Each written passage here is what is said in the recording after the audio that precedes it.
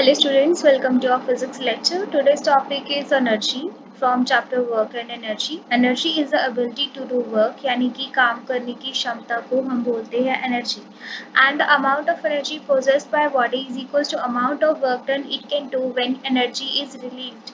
और जितनी भी अमाउंट ऑफ एनर्जी कोई भी बॉडी पोजेस करती है वो किसके बराबर होती है कि वो कितना अमाउंट ऑफ वर्क कर सकता है जब उसकी एनर्जी रिलीज हो रही है तो एंड जो एनर्जी है वो हमेशा स्केलर क्वांटिटी है that means it doesn't depend upon the direction whether it flow from one body to another. Next is unit of energy. जो ऐसा यूनिट है एनर्जी के वो हमेशा जाउल होते हैं और 1 किलो जाउल में 1000 जाउल्स होते हैं. यूनिट ऑफ एनर्जी को हम जाउल इसीलिए बोलते हैं that is named after a British physicist James Prescott joule. James Prescott joule नाम का एक ब्रिटिश फिजिक्स था जिसके बाद ही एनर्जी का जो यूनिट है उसके नाम से बना that is joule. Next is different forms of energy are there. Energy काफ़ी सारी फॉर्म्स में एग्जिस्ट करती है. जो मेन फॉर्म्स है एनर्जी की वो है जैसे कि kinetic energy, light energy, potential energy, chemical energy, heat energy, sound energy, electrical energy and nuclear energy. सबसे पहला है kinetic energy or potential energy. Kinetic energy of a body, that energy possessed by a body due to its motion is known as kinetic energy. जो body जब body motion में होती है तब उस टाइम पे जो भी एनर्जी वो पोजेस करती है that is known as the kinetic energy. And kinetic energy का फॉर्मूला होता है that is equals to half mv². यानी कि जो काइनेटिक एनर्जी है वो डायरेक्टली प्रोपोर्शनल है मास के और डायरेक्टली ही प्रोपोर्शनल है वेलोसिटी के स्क्वायर के. इसका मतलब है कि अगर मैं मास को डबल कर दूं तो काइनेटिक एनर्जी भी डबल हो जाएगी. पर अगर मैं किसी बॉडी की वेलोसिटी को डबल करती हूँ, अब ये v² के बराबर है यानी कि वेलोसिटी को डबल करती हूँ तो काइनेटिक एनर्जी 4 टाइम्स हो जाएगी बिकॉज 2 का स्क्वायर हो जाएगा. दैट वेलोसिटी का यहाँ पे क्या है स्क्वायर. तो यही चीज हुई है. If a mass of a body is doubled is kinetic energy also gets doubled and if velocity is double then kinetic energy became 4 times क्योंकि kinetic energy directly proportional mass के है और directly proportional velocity के square के है. इसका मतलब जो हैवी बॉडीज है जो कि हाई वेलोसिटी से मूव कर रही हैं उनकी काइनेटिक एनर्जी ज़्यादा होगी as compare to the slow moving bodies of comparatively low mass. Next is potential energy. वो किसी भी बॉडी की पोजीशन की वजह से या उसकी शेप की वजह से उसमें जो भी एनर्जी पोजेस्ड होती है that is known as the energy of the body known as potential energy. So energy of a body due to its position or change in shape is known as the potential energy. वो कैसे? Suppose कीजिए एक building है, यहाँ पे building के ऊपर एक ब्रिक पड़ी है. अगर उस ब्रिक को हिलाया जाए तो वो ब्रिक सीधा से नीचे आएगी and if a person somebody standing here then it gonna hurt by hitting this brick because this brick possessing a kind of energy due to placed at some kind of height that is also equals to the height of building. that is the potential energy. यानी कि जो brick है roof पे पड़ी है, छत पे पड़ी है किसी भी घर के या बिल्डिंग के, वो surface of energy surface of earth के किसी हाइट पे सिचुएटेड है. इसका मतलब a brick lying on the roof of house has potential energy in it due to its higher position above earth surface. अर्थ के सरफेस से वो हाई पोजीशन पे पड़ी है, इसका मतलब उसकी पोजीशन की वजह से उसमें कोई एनर्जी पोजेस होगी that is potential energy. Similar is a water tank. पानी की टंकी जो आपकी घरों के ऊपर छत पे होती है, उस पानी की टंकी को कोई भी एक्सटर्नल मोटर अप्लाई नहीं करनी पड़ती ताकि वो आपकी टंकी वाली जो टैप्स हैं उसमें पानी नीचे आ सके. नो, क्योंकि जो टंकी वाली पानी वाली टंकी है छत के ऊपर उसमें ऑलरेडी ही एनर्जी पोजेस है दैट इज पोटेंशियल एनर्जी. पानी की टंकी हमेशा छत पे लगाई जाती है, फर्स्ट फ्लोर या ग्राउंड फ्लोर पे नहीं लगाई जाती. जितनी हाइट पॉसिबल है हम उतनी हाइट पे लगाने की कोशिश करते हैं सो दैट इट पोजेस मोर और मोर पोटेंशियल एनर्जी और उतनी ही तेजी से पानी जो है टैप में से आ सके. सो उसमें कोई भी एक्सटर्नल अप्लायंस या एक्सटर्नल मोटर अप्लाई की ज़रूरत नहीं है क्योंकि पोटेंशियल एनर्जी की वजह से टंकी में से पानी खुद ब खुद नीचे आ जाता है through the tap. Next is a body में possess energy even when it is not in motion. So यहाँ से पता लगता है कि जो बॉडी है वो ज़रूरी नहीं है कि अगर वो मोशन में हो तभी उसमें कोई एनर्जी होगी।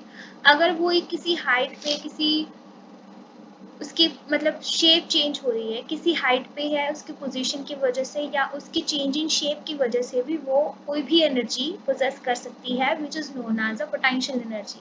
अब चेंज इन शेप में क्यों बोल रही हूँ, इसका आपको यहाँ से पता लगेगा। जैसे कि रबर स्ट्रिंग्स ऑफ कैटापुल्ट, गुलेल जिसे हम हिंदी में बोलते हैं गुलेल, ठीक है। अब गुलेल में आपने यहाँ पे स्टोन बांधा, इसको आपने खींचा पीछे की तरफ, अब इसकी शेप चेंज की आपने इस रबर बैंड की, इसको जब छोड़ा तो इसने इस स्टोन को थ्रो किया, because it is having some kind of potential energy due to change in its shape. इसीलिए हमने यहाँ लिखा है energy possess by body due to change in its position और change in its shape.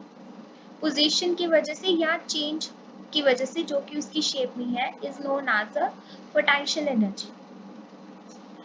So we put potential energy into the rubber strings of catapult, English में इसको catapult बोलते हैं गुलेल को, by stretching them, इसको stretch करने के बाद में हमने इसको potential energy दी।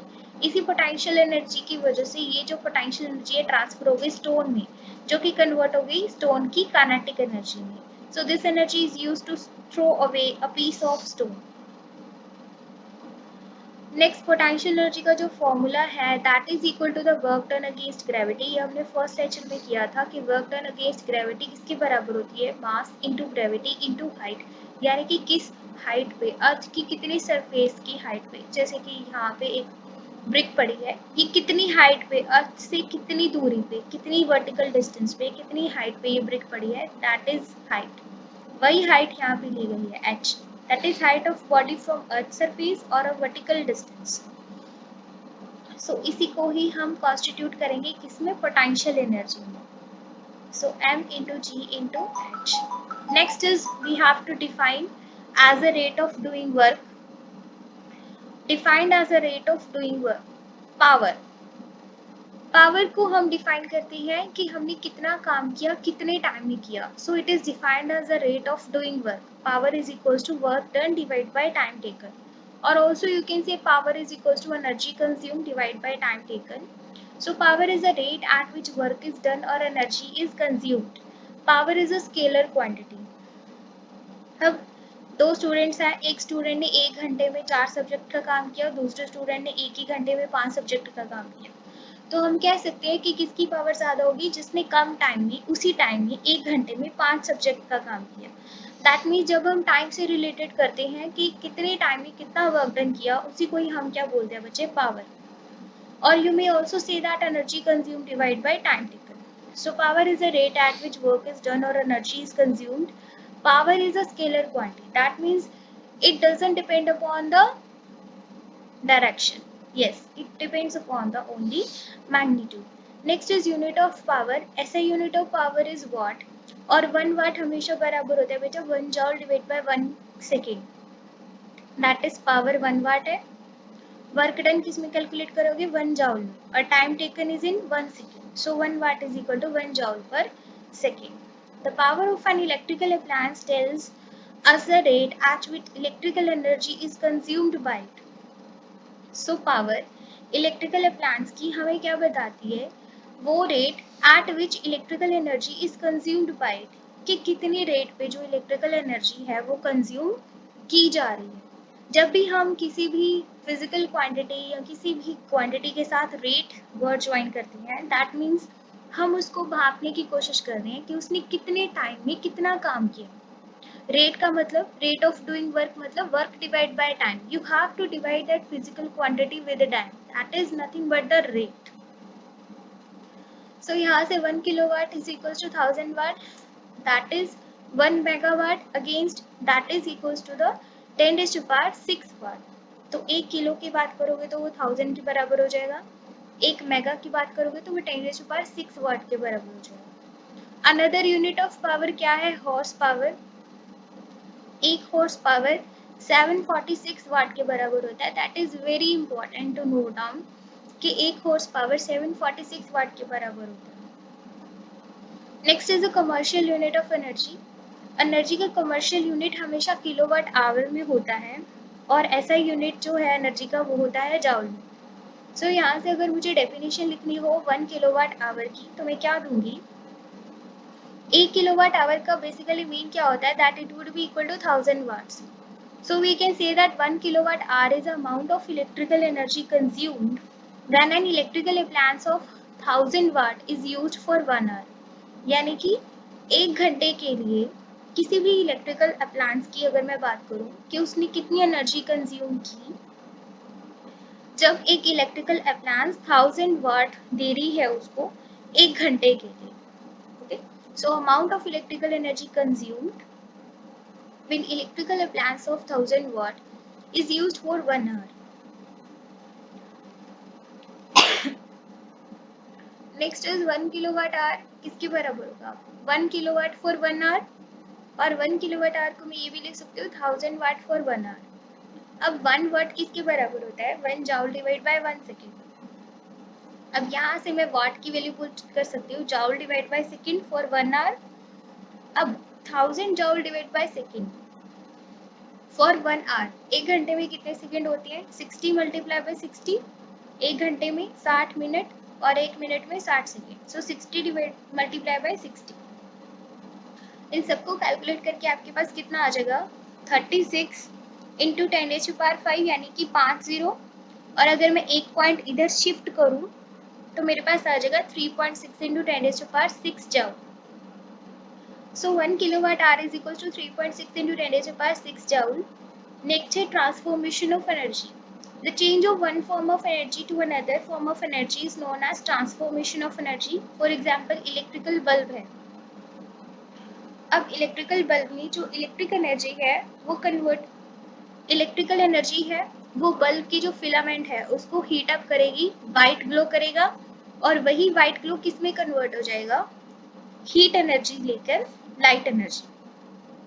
सबसे पहले इलेक्ट्रिक बल्ब को इलेक्ट्रिक एनर्जी मिली, हमने स्विच ऑन किया, फिर उसके बाद में उसकी जो फिलामेंट है टंगस्टन की बनी होती है बेटा वो हीट अप होगी, हीट एनर्जी मिल गई उसको, फिर वही हीट किस में कन्वर्ट हो जाएगी, लाइट एनर्जी में, क्योंकि वो हीट की वजह से ग्लो करना स्टार्ट कर देगा. यहाँ पे कुछ एग्जांपल्स दी गई है for the transformation of energy. पहली है, ये है एरो बो कहते हैं इसे. When you pull back the bow string you are storing potential energy, ताकि ये जो बो है ये आगे की तरफ जा सके. So there is changing position. Solar cells जो है वो लाइट एनर्जी को इलेक्ट्रिकल एनर्जी में कन्वर्ट करते हैं. इलेक्ट्रिकल हीटर जो है वो इलेक्ट्रिकल एनर्जी को हीट एनर्जी में कन्वर्ट करते हैं. विंड टरबाइन जो है वो काइनेटिक एनर्जी को इलेक्ट्रिकल एनर्जी में कन्वर्ट कर रही हैं. यहाँ पे एक इलेक्ट्रिक कार है जिसकी एक इलेक्ट्रिक मोटर है. To turn each wheel it converts electric energy into kinetic energy and the use of such cars prevent air pollution. उसके बाद सेल्स इन बैटरीज है जो कि केमिकल एनर्जी को इलेक्ट्रिकल एनर्जी में कन्वर्ट करें. इन सब में जब भी हम ट्रांसफॉर्मेशन ऑफ एनर्जी का कॉन्सेप्ट पढ़ते हैं तो इन सब में एक चीज ध्यान रखने वाली होती है, that here is law of conservation of energy.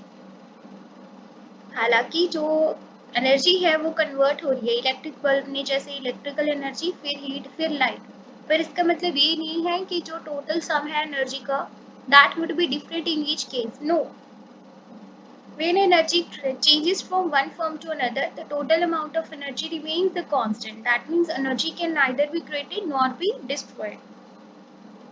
इसको हम वन फॉर्म से दूसरे फॉर्म में चेंज कर सकते हैं पर इसको हम क्रिएट या डिस्ट्रॉय नहीं कर सकते. For example, conservation of energy during a free fall. Suppose कीजिए एक बिल्डिंग है, उसके ऊपर एक पर्सन खड़ा है, उसने एक बॉल थ्रो किया ऊपर से. जब बॉल उसके हाथ में था वो मैक्सिमम हाइट पे था तो पोटेंशियल एनर्जी उसकी क्या थी, मैक्सिमम, और उस टाइम पे उसकी काइनेटिक एनर्जी क्या थी, 0. पर जब वो उसने बॉल थ्रो किया, बॉल नीचे आ गई, तो उस टाइम पे काइनेटिक एनर्जी क्या होगी उसकी, मैक्सिमम, और पोटेंशियल एनर्जी क्या होगी, 0, क्योंकि इस पॉइंट पे उसकी हाइट क्या हो जाएगी, 0. और सेंटर पे पोटेंशियल एनर्जी और काइनेटिक एनर्जी दोनों क्या होंगी, बराबर. So sum of the potential energy and kinetic energy of the ball remains the same at every point during its fall. That's all. That is the law of conservation of energy. Thank you so much.